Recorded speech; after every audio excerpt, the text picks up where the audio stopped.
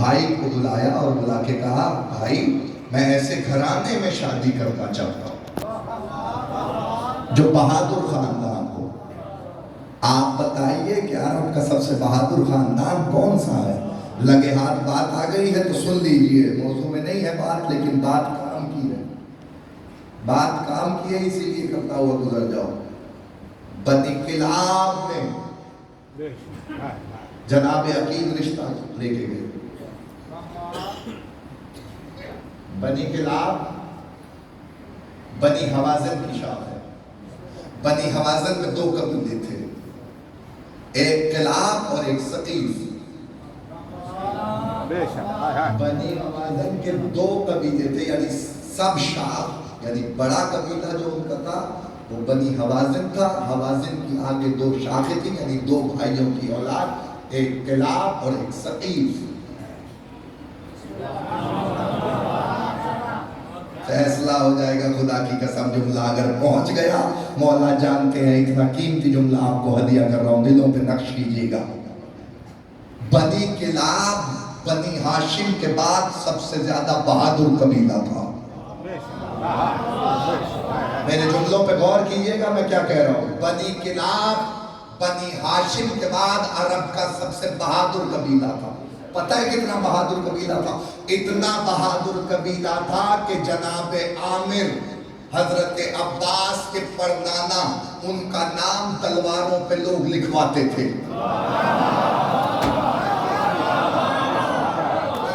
ان کا نام لوگ تلواروں پہ کندہ کرواتے تھے کہ ان سے زیادہ کوئی بہادر نہیں تھا.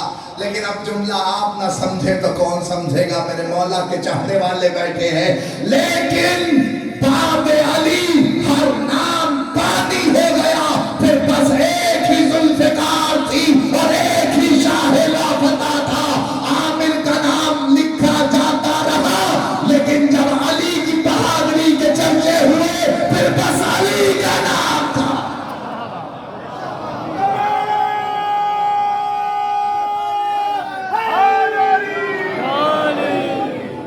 جناب امیر کا چرچا ہوا، پھر علی کا نام تلواروں پہ لکھوایا جاتا تھا. بہادروں کا نام تلواروں پہ لکھواتے تھے عرب. اگر لگے بنی کلاب اور بنی ثقیف دو شاخیں. ایک جملہ آپ نے سن لیا کہ بنی ہاشم کے بعد سب سے زیادہ بہادر قبیلہ بنی کلاب تھا. بنی ثقیف کے بارے میں بھی سنیے. بنی ثقیف بنی ہاشم کے بعد سب سے خوبصورت ترین قبیلہ تھا.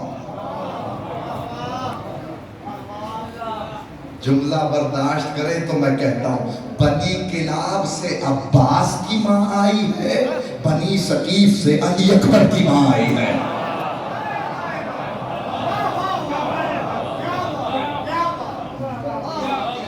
جناب ام لیلا. تو یہ تاریخی جملہ حقائق تھے جو میں چاہتا تھا کہ آپ تک پہنچ جائے.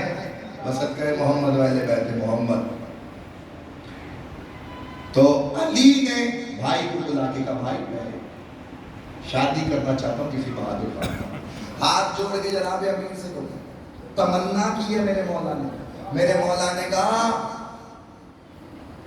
کہ بہادر گھرانوں میں شادی کرو. بہادر گھرانوں میں شادی کرو تاکہ بہادر اولاد پا سکو. پھر جملہ سن لو علی کا جملہ. علی نے کہا جب رشتہ تلاش کرنے نکلو تو بیوی کا انتخاب نہیں کرو، اچھی ماں کا انتخاب کرو. اچھی ماں کا انتخاب کرو. علی کے جملے کی بلاغت کون سمجھ سکتا تھا؟ میرے مولا نے یہ نہیں کہا کہ میں بہادر عورت سے شادی کرنا چاہتا ہوں. علی نے کہا بہادر گھرانے میں شادی کرنا چاہتا ہوں. دو الگ باتیں ہیں میرے بھائی. اگر کہیں خدا نہ خواستہ بہادر عورت ہو تو وہ خود میدان میں آ جاتی.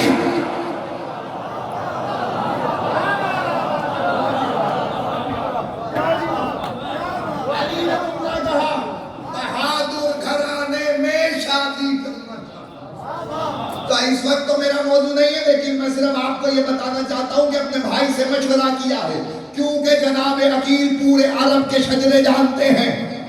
میں ایک جملہ کہہ کے آگے بڑھ جاؤں گا، میں کہوں گا مولا کیا آپ کا بیٹا ہو اور بہادر نہ ہو؟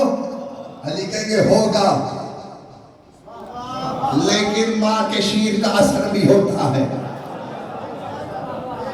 ماں کے شیر کا اثر بھی ہوتا ہے جو اولاد میں آتا ہے۔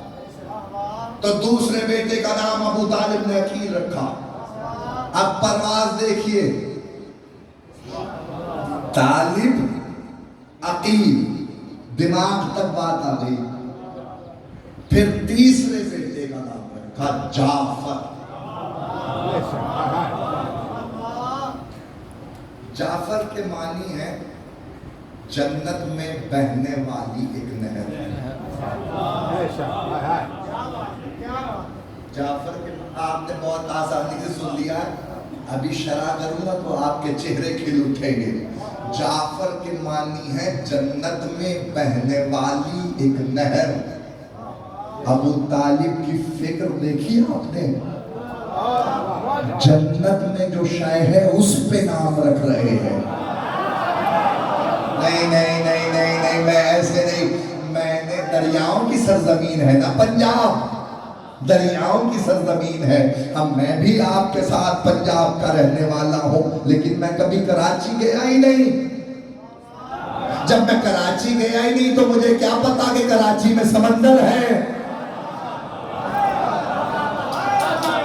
کراچی میں سمندر کا اس وقت پتا چلے گا میرے بھائی، یا تو میں یہاں سے سفر کر کے کراچی جاؤں اور کراچی جا کے سمندر دیکھو، پھر بتاؤ کہ کراچی میں سمندر ہے، یا یہ ہو کہ میں کسی کتاب میں پڑھوں کہ کراچی میں سمندر ہے تو مجھے پتا چلے دو ہی صورتیں، تیسری کوئی صورت نہیں ہے۔ تو پھر مجھے کہنے دو نا، ابو طالب نے جنت میں بہنے والی نہر کا نام رکھ کے دنیا کو بتا دیا میرے ہی پوتوں کی تو جاگیر ہے۔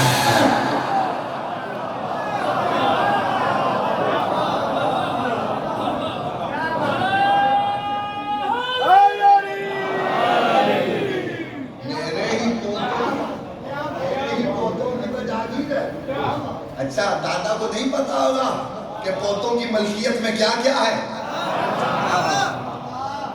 دادا کو نہیں پتا ہوتا کہ پوتوں کی ملکیت میں کیا کیا ہے؟ تو سب پتا تھا۔ سرکار عمران نے زمین پہ کھڑے ہو کے جنت کا نام رکھ کے دنیا کو بتایا تم اور ہو، ہم اور ہیں۔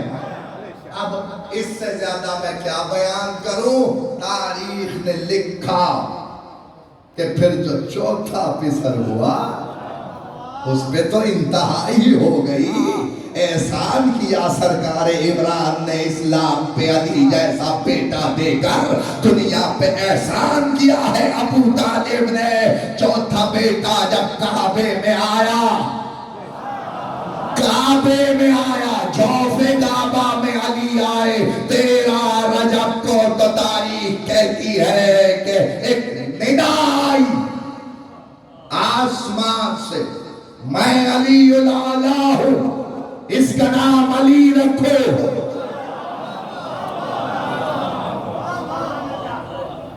نہیں، ندا تو آپ نے سن لی، لیکن چیلنج کر کے کہہ رہا ہوں، چیلنج۔ پوری تاریخ کی ذمہ داری سے بات کر رہا ہوں، جائیے تاریخ ایک کھنگال کے دیکھ لیجئے گا، کہیں نام بتائیں۔ جناب فاطمہ بنت اسد نے نام رکھا حیدر، تاریخ نے لکھا ہے نا نام کہ امیر المومنین کا ماں نے نام یہ رکھا تھا، باپ نے بھی نام ایک تجویز کیا تھا، لیکن نام وہی مشہور ہوا اور اسی نام کو پکارا گیا جو اللہ کی طرف سے آیا تھا۔ بات میں کہہ گیا ہوں، آیا اللہ کی طرف سے تھا۔ جب اللہ پہ ابو طالب کا یقین ہی نہیں تھا تو پھر نام کیسے اس کا دیا ہوا رکھا؟ تو اس کا مطلب یہ پوری تاریخ میں ذمہ داری سے بات کر رہا ہوں، کبھی ایک لمحے کے لیے بھی ابو طالب نے یہ نہیں کہا میں یہ نام نہیں رکھتا۔ ابو طالب نے کہا جو اس نے بھیج دیا ہے وہی نام رکھا جائے گا۔ کیا نام رکھا؟ علی رکھا۔ علی کے معنی ہے بلند بلندی کے اس سے سب پست نظر آئے. اب آپ نہ سمجھے تو کون سمجھے گا؟ اللہ نے اتنا بلند کیا کہ کائنات میں اس نے اپنے حبیب سے زیادہ کسی کو بلند نہیں کیا تھا. اسی حبیب سے حکم دے کے لگا علی کو اپنے دیش میں سوار کر کے کہو من خود کو مولا ہو.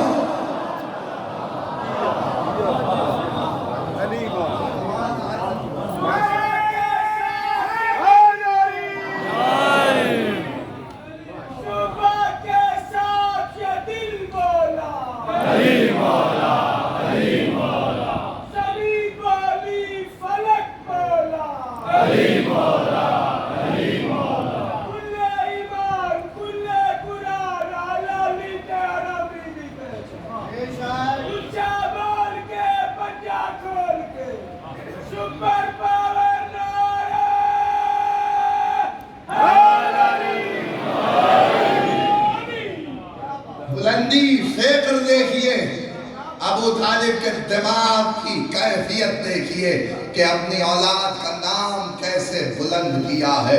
اور اس کے بعد آپ سمجھ رہے ہیں کہ میں آپ کو صرف نام سنا کے گزر جاؤں گا. اس ساری تمہید کے پیچھے ایک احسان موجود ہے. وہ احسان سنانا ہے. دنیا ابو طالب سے پہلے فقرہ سن لو، تاریخی فقرہ. دنیا ابو طالب کے ایمان پہ بات کر رہی ہے.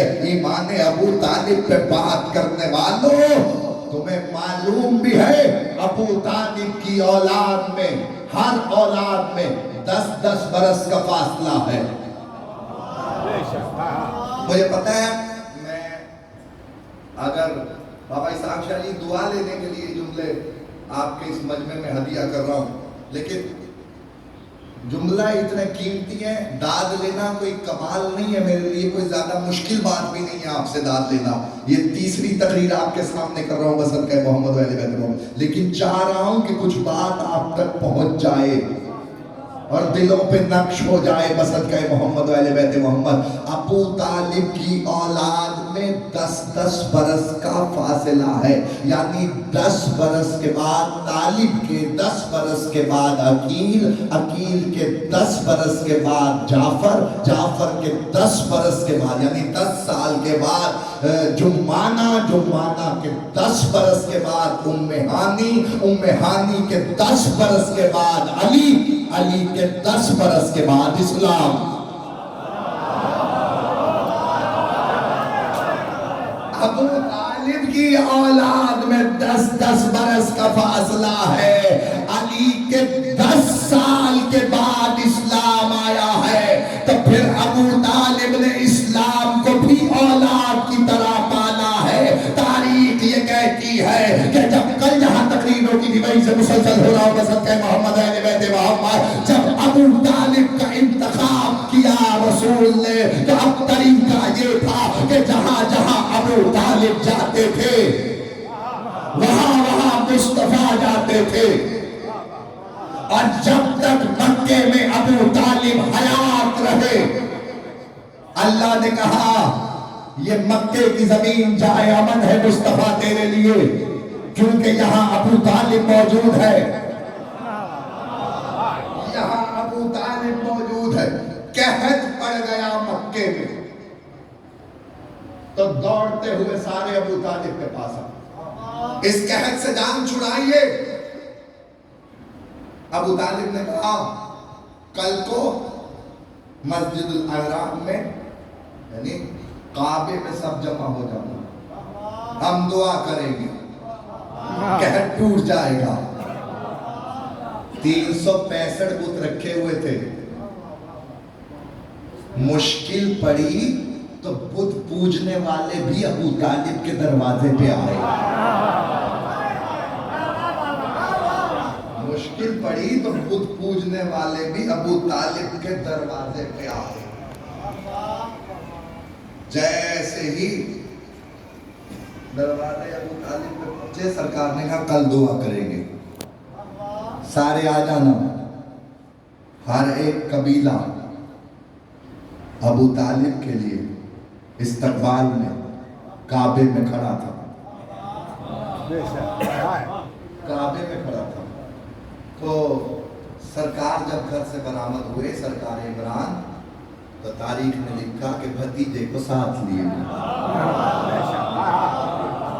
रसूल अल्लाह को साथ लिए हुए चले और कहते हैं कि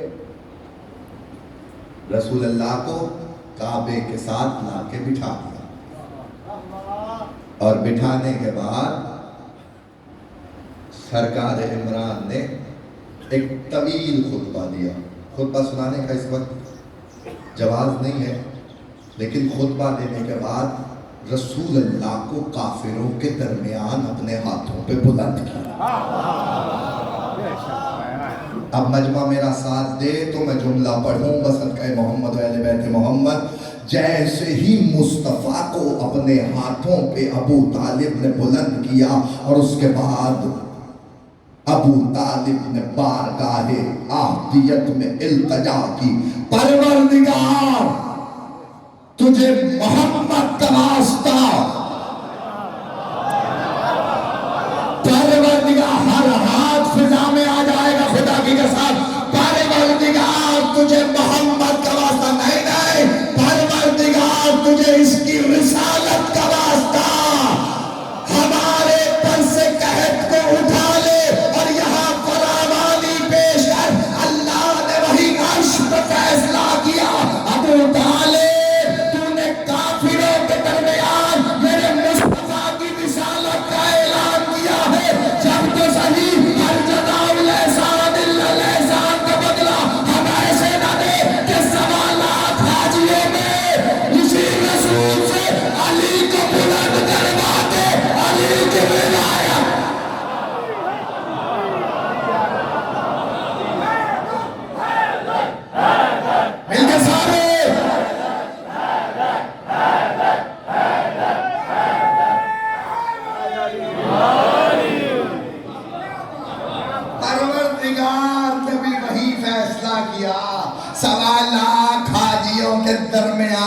अबू तालिब जब तो सही तेरे पिसर को न मनवाया। और फिर मुस्तफा ने अली को अपने हाथों पर बुलंद करके कहा, लोगों इसे पहचानो, सुनो, फिर अगर इस मंजिल तक आ गया हो तो दो जुमले सुन लो। तारीख के लिए 2.5 घंटे का खुतबा अबू तालिब के बेटे के लिए रसूल ने गदीर खुद के मैदान में दिया।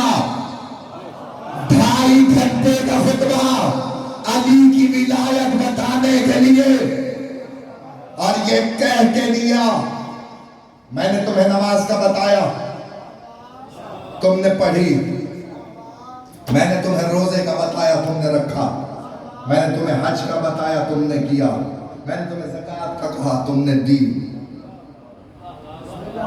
मैंने तुम्हें जिहाद के लिए बुलाया, जैसे तैसे तुम आए। लफ्ज़ी होते हैं कदर शनास, वो मेरे सामने बैठे हैं। मुस्तफ़ा मुर्तज़ा की विलायत का ऐलान करने के लिए 2.5 घंटे तमहीद बांधी। तुम क्या समझे कि सिर्फ अली को उठाया और हाथों में बुलंद किया, और बुलंद करने के बाद मुस्तफ़ा ने कह दिया कि जिसका मैं मौला हूँ उसके अली मौला है। खुदा की कसम, अगर गदीर पढ़ना हो तो 3-4 तकरीरें सिर्फ गदीर पे ही गुजर जाए। 2.5 घंटे में क्या क्या अली की शान में मुस्तफ़ा बोलते रहे। तारीख ये कहती है कि ऐसे में सर पे सूरज था, रेत गरम थी, सर पे सूरज, रेत गरम। ये मजमा भी मेरे साथ शामिल हो जाए तो मैं जुमला आपके हवाले करो। बसदक़े मोहम्मद व अहले बैत मोहम्मद। और तारीख ने लिखा कि उसके बाद नबी ने कहा, मैंने तुम्हें रोजे का कहा, तुमने रखा, नमाज का कहा, तुमने की, इबादत इलाही, हज का कहा तो किया, ज़कात का कहा तो दी। हज, ज़कात, हर एक इबादत को गिनवाते रहे। और उसके बाद कहने लगे, तुमने मुझ पे इतना इत्मीनान किया, उस पर मैं तुम्हारा शुक्रगुजार हूं कि मैंने तुम्हें आदम का बताया, तुमने देखा नहीं माना। मैंने तुम्हें नूह का बताया, तुमने देखा नहीं माना। मैंने तुम्हें इब्राहिम का बताया, तुमने देखा नहीं माना। मैंने तुम्हें मूसा का बताया, तुमने देखा नहीं माना। मैंने तुम्हें ईसा का बताया, तुमने देखा नहीं माना। और